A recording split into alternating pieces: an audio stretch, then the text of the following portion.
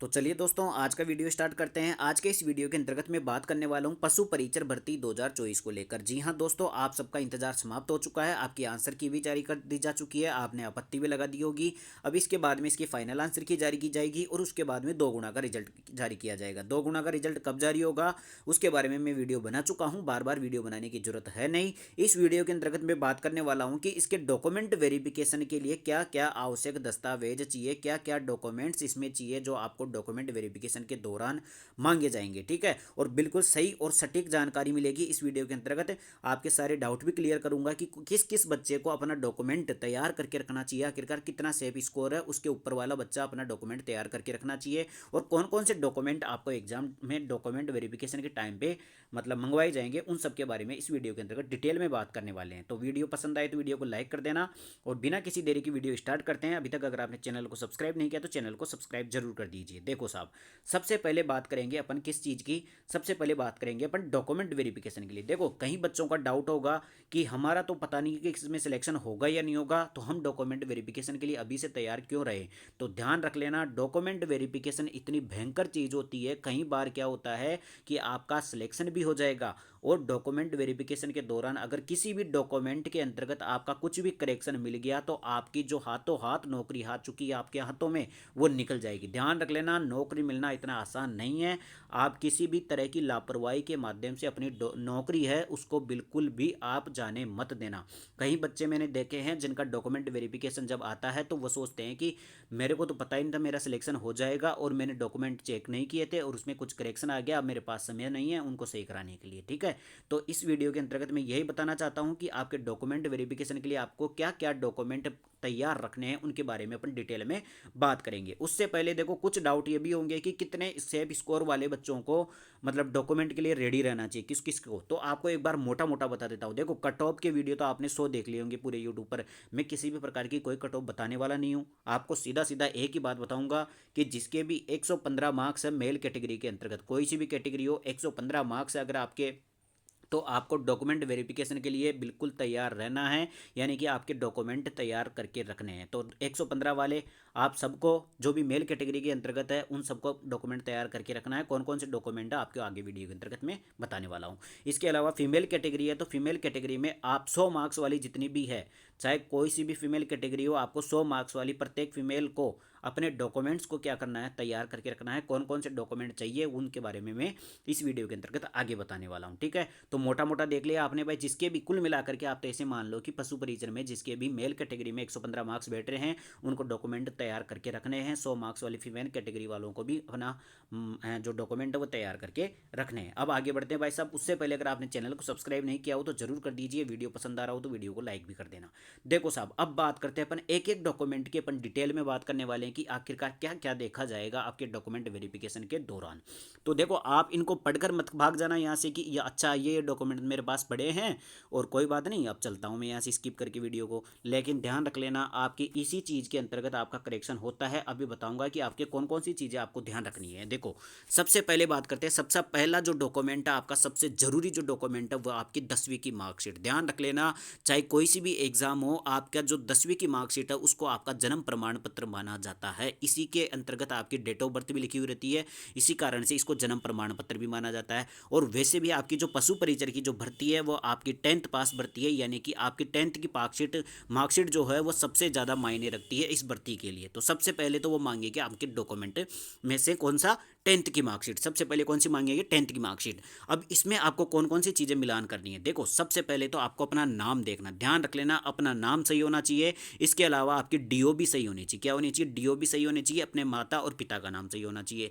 इन चीज़ों को आप किससे मिलान करोगे, आपके अदर जो डॉक्यूमेंट है उन सबसे मिलान करोगे। अगर आपके 10th के मार्कशीट में कुछ भी गड़बड़ दिखाई दे रहा है आपको, तो ध्यान रख लेना। सबसे पहले जैसे मान लो कि 10th के मार्कशीट में आपके नाम में या डेट ऑफ बर्थ में कुछ भी गड़बड़ है और आपके आधार कार्ड में कुछ और है, यानी कि इन दोनों में अगर मिलाप नहीं हो पा रहा है, तो आपको क्या करना है कि ये जो 10th की मार्कशीट है इसमें टाइम लगता है, इसमें बहुत ज़्यादा टाइम लगता है और बहुत मतलब जटिल प्रक्रिया है इसमें करेक्शन करवाना। तो आपको अपना आधार कार्ड अपडेट करवाना है। ठीक है, लेकिन अगर मान लो कि आपके 10th के मार्कशीट में, 12th में और अन्य मार्कशीटों के अंतर्गत भी गड़बड़ हो, तो फिर उसके लिए आपको टाइम लगेगा। इसीलिए बोल रहा हूँ कि अभी से ही आप डॉक्यूमेंट तैयार करके रखना। कौन कौन से डॉक्यूमेंट है?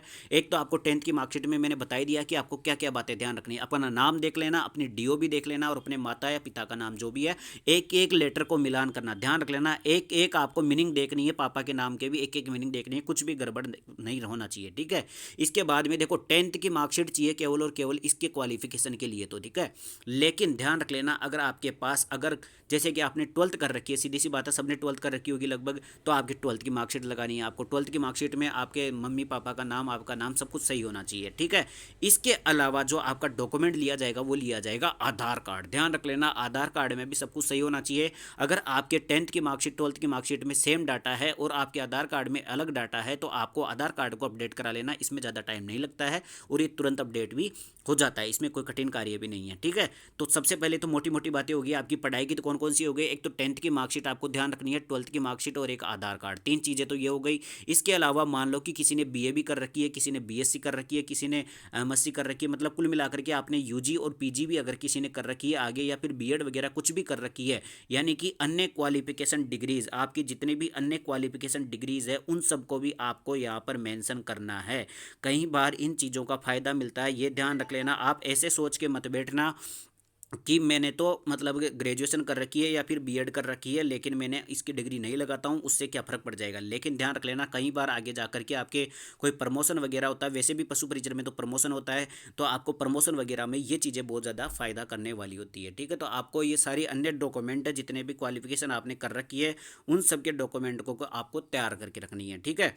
इसके बाद में आगे बढ़ते हैं, ठीक है। इसके अलावा बात करते हैं, देखो अब देखो, अगर आप जैसे यूजी कर रखे हो, आपने यूजी कर रखा होगा, तो आपको डिग्री भी मिली होगी, इसकी आपकी 3 साल की मार्कशीट तो होगी, इसके साथ में आपकी डिग्री भी होगी, तो आपको उस डिग्री को भी ध्यान रखना, डिग्री को भी लेके जाना है वहाँ पे। इसके अलावा ध्यान रख लेना, 10th 12th मार्कशीट के साथ में इसका प्रमाण पत्र भी होता है, उस प्रमाण पत्र को भी आपको लेके जाना है, यानी कि मार्कशीट हो गई, उसका प्रमाण पत्र हो गया। इसके अलावा अन्य क्वालिफिकेशन की जितनी भी आपकी डिग्रियाँ हैं, मार्कशीटें हैं, वो सब आपको लेके जाना है, उन सबको आपको मेंशन करना है। इसके अलावा अब जो सबसे ज़्यादा डाउट पैदा करता है वो दो चीज़ें पर पैदा करती है, कौन कौन सी? एक तो जाति प्रमाण पत्र, एक मूल निवास प्रमाण पत्र। ध्यान रख लेना, जाति प्रमाण पत्र किस किस का बनता है अपन सभी जानते हैं, एससी एसटी का बनता है, इसके अलावा ओबीसी का बनता है, और किसका बनता है, कौन सी का? वो ईडब्ल्यूएस का बनता है। किसका बनता है? ईडब्ल्यूएस का।